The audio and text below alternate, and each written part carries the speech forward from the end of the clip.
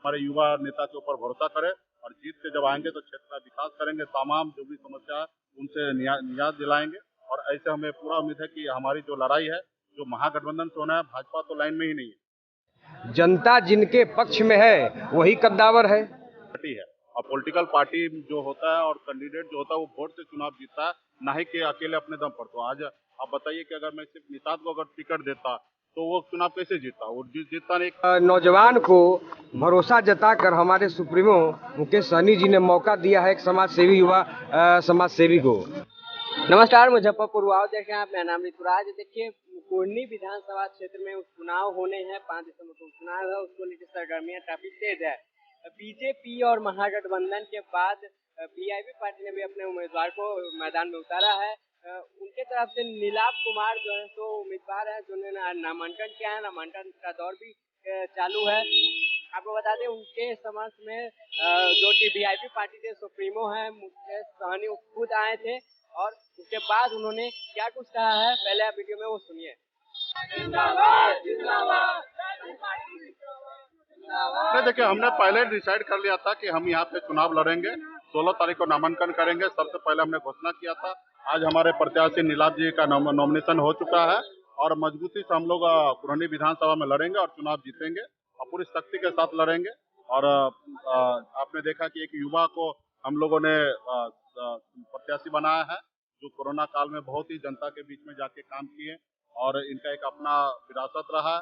इनके नाना जी 4 बार कुरनी विधानसभा से विधायक रहे हैं।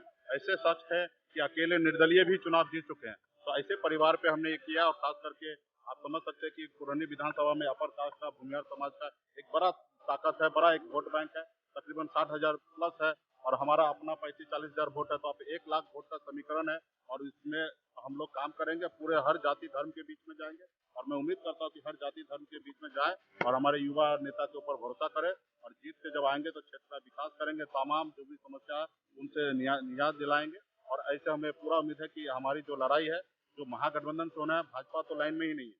क्योंकि आप देखिए कि जो समीकरण की बात होता है, तो आज हमने उस तरीके से भूमिहार समाज पे हमने जो जिस तरीके से भरोसा जताया, हमने इनको टिकट भी दिया है, हमने इनको वोट भी देंगे और पैसा भी चंदा करके समाज के लोग देंगे और इनको मजबूती से चुनाव जिता के और जनता के बीच में।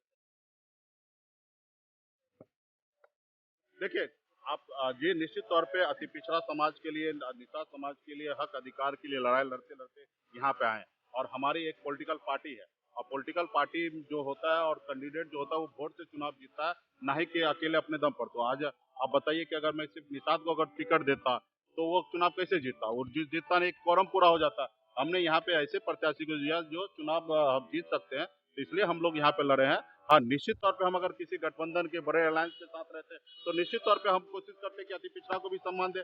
हमने पिछली बार आपने देखा कि 11 सीट हमें मिला है। हमने हर जाति समूह को हमने टिकट दिया, हमने दलित को टिकट देने का काम किया, हमने बनिया को टिकट देने का काम किया, हमने निषाद को टिकट देने का काम किया, हमने यादव को टिकट देने का काम किया, हमने ब्राह्मण को टिकट देने का काम किया, हमने भूमिहार को टिकट देने का काम किया, हमने राजपूत को टिकट देने का काम किया। तो पार्टी जो होता है वो एक जात का नहीं होता, वो हर जाति धर्म को, क्योंकि हम वोट जो है हर जाति धर्म से उम्मीद करते मिले, तो उसी तरीके से टिकट भी हर जाति धर्म को दिया जाता है। और मैं तो अभी वादा भी करता हूँ खास करके मुजफ्फरपुर के अपर कास्ट भूमिहार समाज से कि आप पे हम भरोसा किए हैं, आप पे मुझे पूरा यकीन है कि आप हमारे नीलाभ जी को जिताएंगे और अगर जिताते हैं तो मैं आपको 2024 में बड़ा गिफ्ट दूंगा। पूरे बिहार में 1 सीट लोकसभा हम भूमिहार समाज को लड़ाएंगे। अगर हमारा किसी पार्टी से अगर ऐसे तो बिहार में हमारा कम से कम 10 सीट पे गठबंधन होगा। हम अगर 1 सीट पे भी अगर गठबंधन होगा तो पहला सीट होगा वो हम भूमिहार को ही देंगे। धन्यवाद। मैदान में आप उतरे हैं जी, कुरनी के मैदान में उतरे हैं। आप खुद सोचिए कि एक नौजवान को भरोसा जताकर हमारे सुप्रीमो मुकेश सहनी जी ने मौका दिया है एक समाज सेवी युवा समाज सेवी को। और सबसे बड़ी बात है कि कुरनी प्रखंड में जो व्याप्त भ्रष्टाचार है उसके लिए मेरा संघर्ष पिछले 5-6 वर्षों से चल रहा था और आगे भी चले, इसके लिए आज जो है हम विधानसभा के प्रत्याशी भी हुए हैं और आगे भी लड़ाई जारी रहेगी भ्रष्टाचार के खिलाफ। एक दिग्गज नेता जो है वो वीआईपी के टिकट से आए थे, लेकिन उन्हें हार का सामना करना पड़ा। ऐसे में आप खुद को कहाँ देख रहे हैं कुडरनी में? देखिए, कद्दावर नेता नहीं, कद्दावर जनता होती है। जनता जिनके पक्ष में है वही कद्दावर है। और रही बात आप कुरन्नी की कर रहे हैं, तो कुरन्नी में तो एक से एक कद्दावर जो है हनुमान जी लोग उतारा हुआ है। मैं तो उनके सामने चीटी ही हूँ ना उनके। लेकिन आप कुरन्नी का इतिहास खंगाल लीजिए, कुरन्नी में आज तक कोई हारा हुआ जनप्रतिनिधि जीता ही नहीं। और मेरे सामने तो दो बाहरी जो कैंडिडेट है, दोनों बाहरी है और दोनों हारे हुए हैं, कुरन्नी के द्वारा नकारे गए हुए हैं। तो अपार जन समर्थन मिल रहा है, सभी समाज, सभी वर्ग, सभी धर्म से और सभी पार्टी के नौजवानों के द्वारा भी समर्थन मिल रहा है। हम मजबूती से लड़ेंगे और जीतेंगे। तो आपने सुना नहीं, उन्होंने क्या कुछ कहा है। उनका साफ साफ कहना है कुरन्नी में हमारी जीत जो है सौ पक्की है। निराव कुमार जो है उन्होंने आज नामांकन किया है। इसी के साथ वीडियो में बने रहिए। मुजफ्फरपुर वाव आप देख रहे हैं। ये एशियन पेंट्स का GX19 इन्हें वाह कॉन्ट्रैक्टर बनाता है। कुछ भी इससे बच ना पाए, कोना कोना ये सजाए। वाह कॉन्ट्रैक्टर, वाह कॉन्ट्रैक्टर। टाइम भी देखो कम लगाए, घर की शान बढ़ती जाए। वाह कॉन्ट्रैक्टर, वाह कॉन्ट्रैक्टर। बस फिनिश नहीं, मशीन फिनिश कहिए जनाब। क्या बात है कॉन्ट्रैक्टर साहब?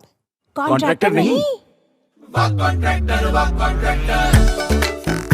एशियन पेंट्स का GX19 अब हर कॉन्ट्रैक्टर होगा वाह कॉन्ट्रैक्टर, वाह कॉन्ट्रैक्टर।